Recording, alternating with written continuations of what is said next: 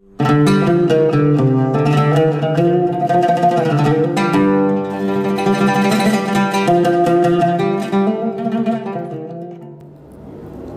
Tunggul, ketua panitia kita, bertanya tentang hadis dalam arba'in.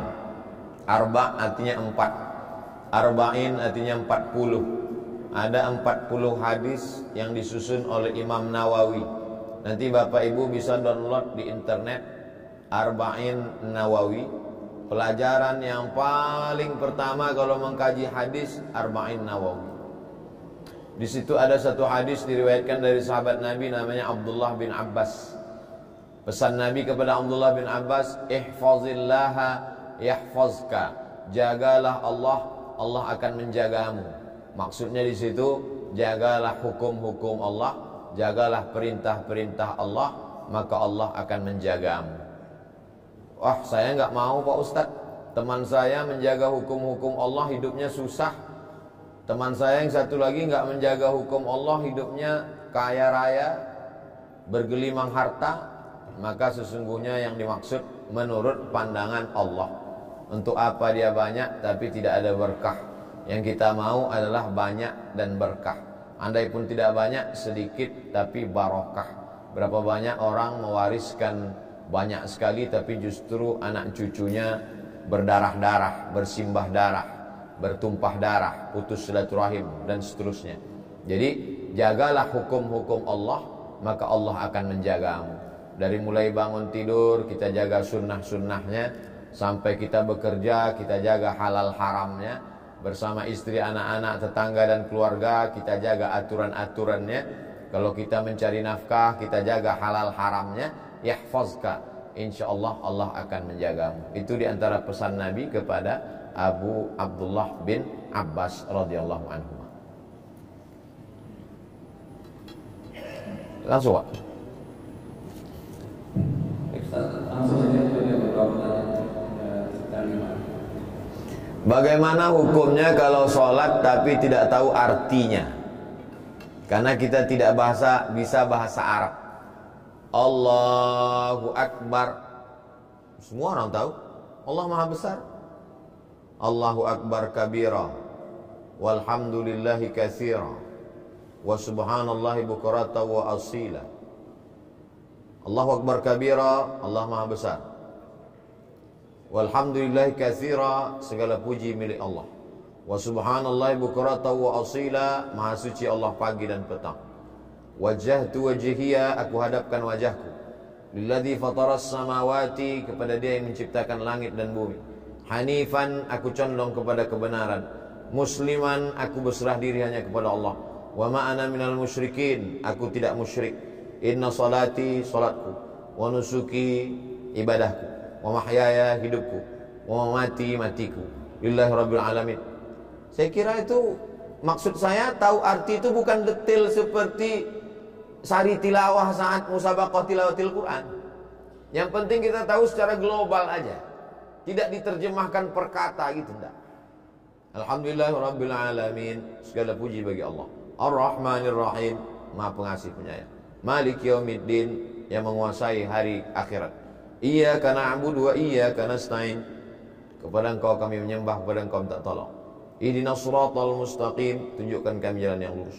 Siratal ladzina an'amta 'alaihim ghairil maghdubi 'alaihim waladdallin, bukan jalan yang Engkau murkai, bukan pula jalan orang yang sesat. Amin. Amin artinya kabulkanlah ya Allah. Habis itu ayat Qul huwallahu ahad, Allah Maha Esa. Allahus samad, Allah tempat meminta. Lam yalid, tidak beranak. Walam yulad, tidak diperanak. Jadi sebenarnya ada beberapa kosakata yang kita tidak tahu, tidak masalah. Yang penting tahu secara global saja. Andai dia baru masuk Islam, mu'allaq, secara global pun dia tidak tahu, maka sesungguhnya sholatnya diterima Allah subhanahu wa ta'ala. Karena tidak disyaratkan mesti tahu secara mendetail. Baru masuk Islam, maka yang wajib hanya baca Al-Fatihah, karena Al-Fatihah rukun sholat. Al-Fatihah pun belum hafal, maka bacalah ayat sepanjang Al-Fatihah. Sedang Al-Fatihah aja nggak hafal, apalagi yang lain Pak Ustaz.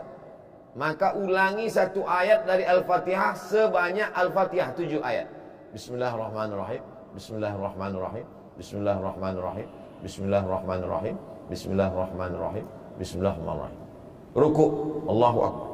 Subhana rabbiyal azimi wa bihamdih. Tidak hafal, tidak usah baca. Ruku saja tanpa membaca. Tapi ada tumak ninah. Tumak ninah berhenti sejenak, seagak-agak selama satu tasbih. Subhana rabbiyal azimi wa bihamdih. Sami'allahu liman hamidah. Belum juga hafal, seagak-agak satu kali tasbih. Subhana rabbiyal azimi wa bihamdih. Kalau dia hafal, Rabbana lakal hamdu mil'us samawati wa mil'ul ardi wa mil'u ma syi'ta min syai'in ba'd. Allahu akbar. Subhana rabbiyal azim, subhana rabbiyal a'la wa bihamdi. Allahu akbar. 8 permintaan. Rabbi firli, warhamni, wajburni, warfa'ni, warzuqni, wahdini, wa'afini, wa'fu'an. Allahu akbar. Kemudian tasyahud. At-tahiyatul, segala penghormatan.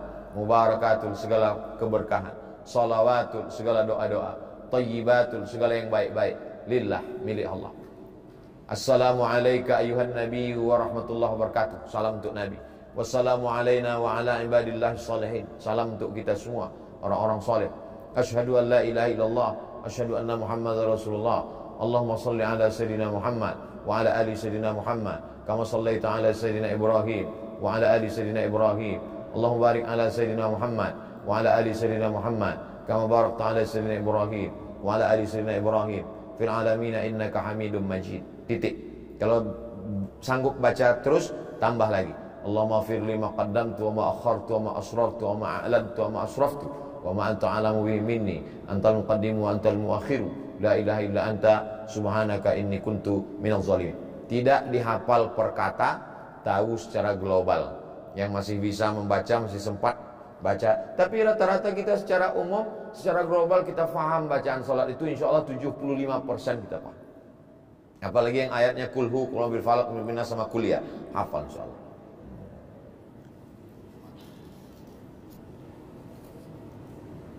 Surat apa yang bisa membuat kita tenang dalam menghadapi permasalahan ujian yang datang? Alam nasrah laka sadrak. Banyak baca, banyak-banyak baca. Alam nasrah laka sadrak. Apakah belum kulapangkan dadamu? Alam nasrah laka sadrak. Wa rafa'na laka dzikrak alladzi anqadha dhahrak wa rafa'na laka dzikrak fa inna ma'al usri yusra. 2 kali diulang. Sesungguhnya dalam kesulitan ada kemudahan. Inna ma'al usri yusra fa idza faraghta fansab wa ila rabbika farghab. Banyak-banyak baca. Wasta'inu bis sabri was shalah. Tahan mulut, tahan lidah, tahan pikiran. Karena ketika kita sedang tertimpa musibah itu berkata-kata dalam hati dan pikiran, kenapa mesti aku? Kenapa anakku? Kenapa suamiku? Kenapa istriku? Kenapa ayahku? Kenapa ibuku? Tahan itu semua dengan zikir. Zikirnya terserah. Solawat juga zikir. Allahumma salli ala sayyidina Muhammad wa ala ali sayyidina Muhammad. Tasbih juga zikir. Subhanallah wa bihamdihi subhanallahil azim. La ilaha illallah juga zikir. Afdalu zikri fa'alam annahu la ilaha illallah. Baca Quran juga zikir. Alam nasrah laka sadrak wa wada'na anka wizrak. Alam nasrah laka sadrak. Apakah belum kami lapangkan dada hatimu? Wa wada'na anka wizrak. Kami angkat beban. Alladzi anqadha dhahrak. Yang membebani pundak. Wa rafa'na laka dzikrak. Kami angkat nama. Fa inna ma'al usri yusra. Inna ma'al usri yusra. Fa idza faragta fansab wa ila rabbika farghab. Yang paling bagus lagi, ambil air wudu, salat sunat. Allahu akbar. Allahu akbar kabira. Yang kuterima ini kecil, engkau lebih besar ya Allah. Wa subhanallah walhamdulillahi katsira. Aku tak layak dipuja-puji, engkau yang dipuji.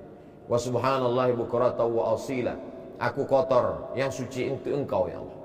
Wajjahtu wajhiya, aku hadapkan wajahku bukan kepada atasanku, bukan kepada notaris, bukan kepada pejabat, pembuat pencatat akta tanah, tapi kuhadapkan kepada engkau, alladzi fataras samawati wal arda hanifan musliman wa ma ana minal musyrikin.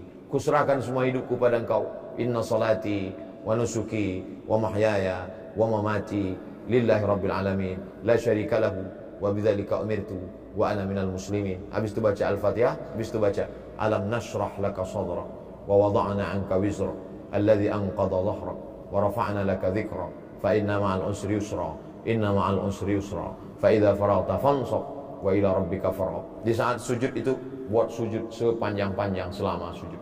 Nabi pernah sholat sujudnya sepanjang ayatnya. Jadi ayatnya panjang, sujudnya juga panjang. Menurut medis juga sehat karena mengatur turunnya oksigen ke otak. Otak kita ini tinggi di atas, jantung di bawah. Jadi ketika orang kolesterol darahnya beku karena banyak darah dan banyak gula menggumpal dengan lemak di darah, kurang oksigen naik ke atas. Itu juga bisa membuat sesak dan lain sebagainya, stroke ringan. Maka ketika kalau dia sujud lama, maka terbantu dengan turun. Secara medis juga sehat, secara psikologis juga sehat. Jadi dua-duanya terjadi dalam sholat.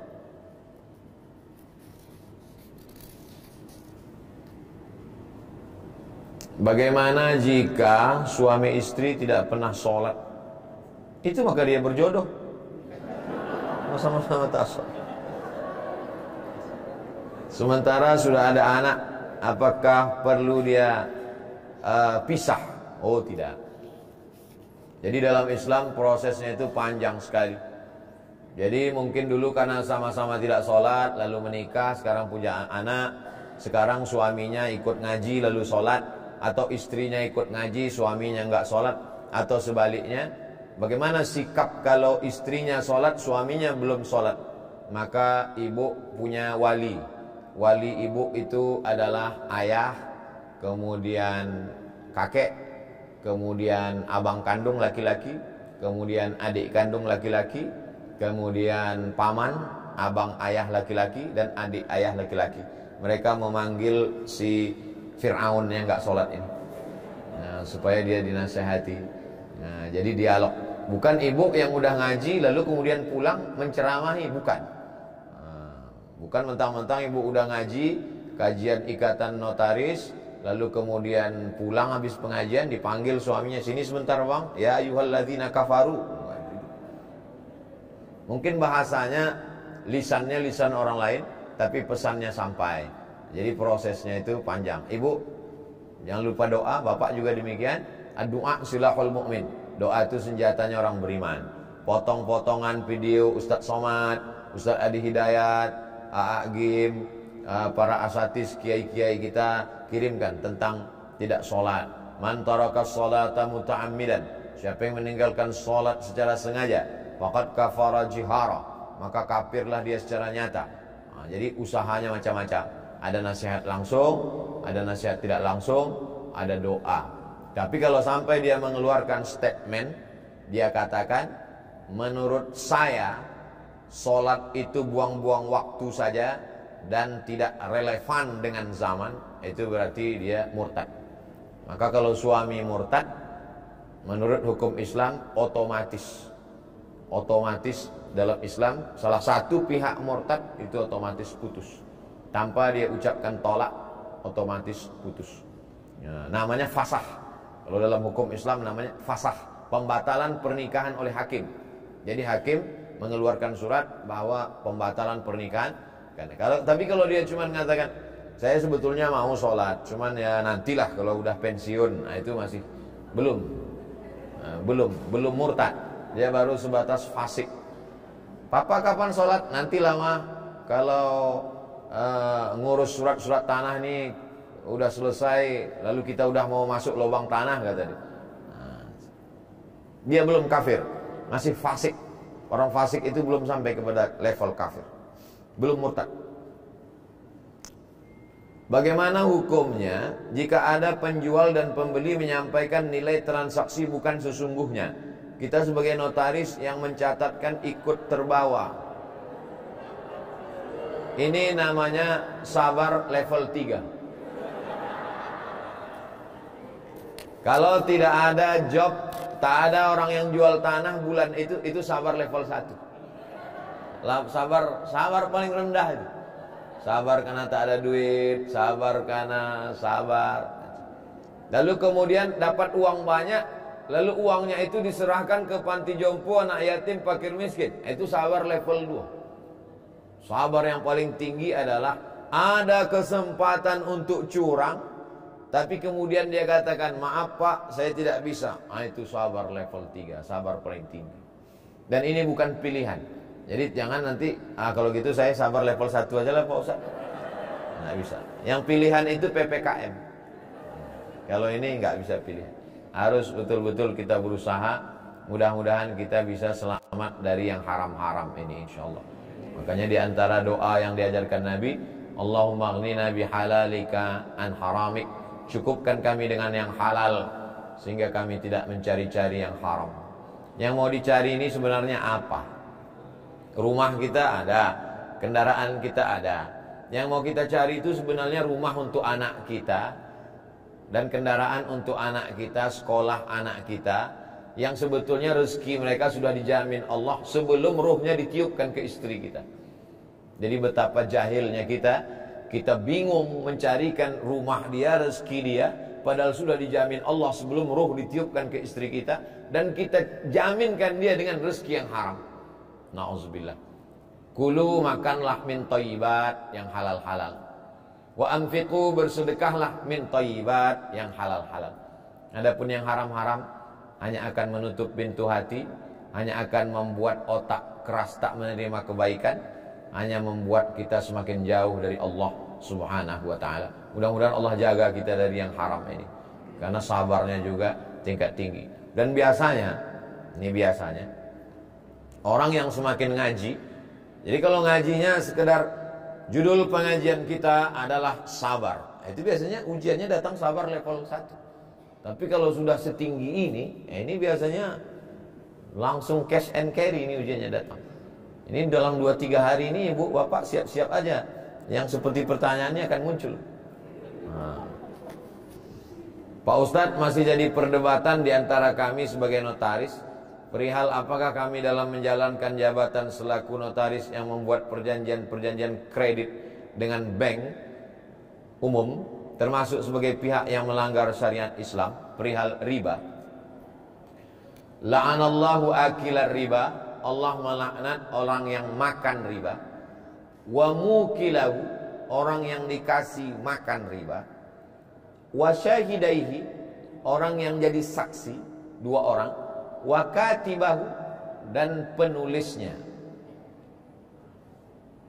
Orang-orang yang selesai dari pendidikan hukum mendapat lisensi dari negara dalam hal pencatatan, penyaksian, dokumen. Jadi hadis ini khusus untuk hadis notaris nampaknya. Akilahu, yang memakannya. Ya, saya tak ada makan Pak Ustaz. Wa mukilahu, dikasih makan, atau makna lain mukilahu, mewakilkan transaksi. Wa katibahu, pencatatnya. Wa syahidaihi, 2 orang yang jadi saksinya. Jadi ujian hidup ini macam-macam. Ujian orang rakyat jelata, ujiannya susah, nggak makan. Ujian orang yang berpendidikan, pendidikan hukum, lulus, dapat lisensi dari negara, justru ujiannya memilah-milih makanan antara yang halal dan yang haram. Jadi semakin tinggi pohon kayu, ujiannya juga tinggi. Pilihan kita ini 2, menjadi rumput diinjak-injak atau menjadi pohon yang tinggi, anginnya kencang. Nah, jadi terkait dengan riba ini memang tak ada ampun. Ustadz sendiri kemarin kami tonton di TV ceramah di bank konvensional. Dari awal pulang dulu kuliah tahun 2009, 2008 pulang sampai 2009 sampai 2021. Kalau saya ceramah di bank konvensional, airnya tak saya minum, karena airnya riba. Minum Pak Ustadz? Enggak. Kalau dikasih kue kotak, kuenya saya bawa pulang. Sampai di lampu merah saya kasih ke tukang jual koran. Kalau dikasih duit Pak Ustadz, saya lihat. Kalau kecil kalau kecil tak saya ambil. Dikasih duit dari mulai kecil sampai besar sampai banyak, duitnya itu saya serahkan ke panti asuhan, ke anak yatim, ke masjid sampai sekarang. Ya, jadi kalau saya diundang ke bank konvensional, saya tetap datang. Dan judulnya saya kasih hukum makan riba haram. Makanya sampai sekarang berkurang undangan. Bank-bank konvensional kalau ngundang, tetap saya datang. Nggak pernah saya bilang haram, saya nggak datang. Nggak. Kalau kita bilang haram nggak datang, gimana kita mau menjelaskan? Nah, saya tetap datang, saya ceramah. Ya itu. Nah, jangan nanti dikatakan apa itu Ustaz Somad ceramah di tempat kami dia bilang haram, pas diundang dia mau ceramah. Memang betul, karena niat saya mau menjelaskan itu. Alhamdulillah sampai sekarang udah berkurang, paling setahun 2 kali. Kalau dulu tiap bulan. Nah, udah menjelaskan itu. Nah, ini jadi kita jaga jangan sampai kena riba. Tapi kalau bank syariah tak masalah. Bank syariah itu halal. Karena akadnya mudharabah bagi hasil, murabahah, akadnya kafalah. Jadi pokoknya Bapak Ibu tidak usah tanya-tanya ini gimana proses. Asal kata dia bank syariah, udah. Nggak usah perlu tahu detailnya, nggak usah. Yang penting asal bank syariah, ada di situ Dewan Syariah, Dewan Pengawas Syariah, ada fatwa dari DSN, Dewan Syariah Nasional, udah. Adapun masalah hukum jelimatnya ribet itu, susah itu. Itu berat, biar aku aja. Wallahu a'lam. Ya.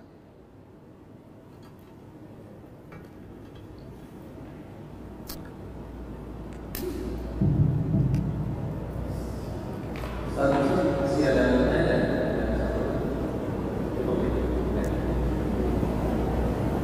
yang salah waktunya itu sudah kemudian di kapan-kapan kita Amin. satu sedikit ini malam wa inna itu dengan pengangkatan sudah dilakukan ini baik itu sampai juga kita niatnya dari ke kantor ya ibadah Bismillah pakai kita dulu naik mobil buka itu dari kanan lagi jadi begitu di kantor tadi seperti yang Pak ini transaksinya apa namanya angkanya dikecilin ya Pak supaya kita tidak terlalu berat dari macam kenapa? Karena beliau juga sebagai korupsi kan namanya bukan kita, tapi kita tidak mampu mohon peringan. Nah, ada juga kejadian apa kita harus melaksanakan kondisi kita secara personal. Yang kedua, di sisi lain kita mau menolong, tetapi ya jujur, kira-kira ya jadi ibadah. Ya. Apakah karena negara tidak adil lalu kita boleh nyuri listrik? Itu kan logika berpikir timbal balik. Karena negara tidak adil, maka kalau begitu listrik dan airnya boleh saya ambil.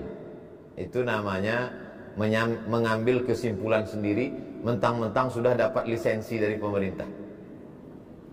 Jadi saya diminta oleh PLN untuk menyampaikan fatwa haram nyuri listrik di Ikatan Dai.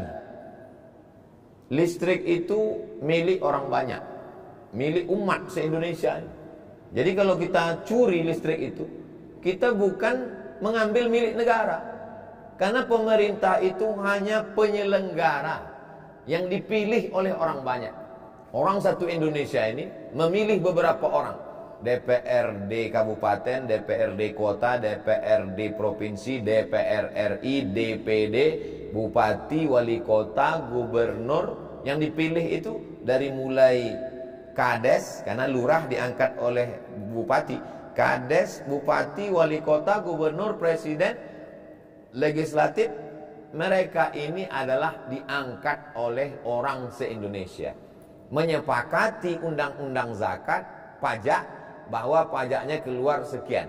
Jadi sesungguhnya kalau kita curangi pajak, kita bukan curang pada negara, tapi kita curang kepada orang se-Indonesia. Bahwa ada orang negara, pejabat yang korupsi pajak, lalu kita sakit hati, maka perbuatan dia itu tidak melegitimasi menjadi pembenaran terhadap perbuatan kita. Begitu cara berpikir logika yang saya sampaikan tentang listrik, PDAM, perusahaan air minum daerah, begitu juga tentang pajak. Tapi pendapat saya ini boleh dikonfrontir dengan pendapat lain. Mungkin ada ustadz lain yang pakai beberapa mazhab. Oh, menurut mazhab saya boleh. Boleh pendapat dia. Boleh tinggalkan pendapat saya. Tapi saya tidak berani. Kenapa? Karena kalau saya sampai katakan boleh, lalu kemudian bapak ibu lakukan dan beri makan anak istri, sampai orang sekeliling orang tua juga makan itu, dan nanti ketika kita dihisab di akhirat ditanya, kamu notaris? Iya. Kamu khianati dulu uang se-Indonesia ini pajak? Betul. Kenapa kamu lakukan? Karena ceramah Abdul Somad. Kena saya. Sudahlah amal saya tak banyak, hisabnya lama. Masuk saya ke neraka jahanam, bergabung dengan pejabat-pejabat itu. Kata mereka, loh Ustadz di sini juga. Kami sangka Ustadz masuk surga. Kok Ustadz masuk sini juga? Itulah gara-gara ceramahku di akta notaris kemarin. Ini ujian tingkat 3 ini hanya orang-orang yang pendidikannya berkualitas. Ujian nomor 3 ini tidak akan dialami oleh orang yang ada di pinggir-pinggir jalan. Tidak akan. Jadi semakin tinggi level pendidikan. Apakah kalau jadi ustadz ujian nomor 3 ini tidak ada? Oh ada. Banyak sekali. Jangan bapak ibu sangka kalau jadi ustadz ujian level 3 ini tidak ada. Banyak. Ada orang mengirimkan duit 1 tas. Tak saya buka. Karena kalau saya buka, pasti hati saya berkata, ambil aja setengah, keluarkan 2,5%. Ada orang mengirimkan mobil, tak saya ambil. Ustaz, ini mobilnya sudah di jalan. Nanti kalau udah sampai saya kirimkan ke panti asuhan, insya Allah. Oh kalau gitu batal Pak Ustaz. Ya terserah. Nah, dibatalkan ya aja. Karena kalau sudah sampai di rumah, apalagi foto, saya kan manusia. Saya bukan malaikat.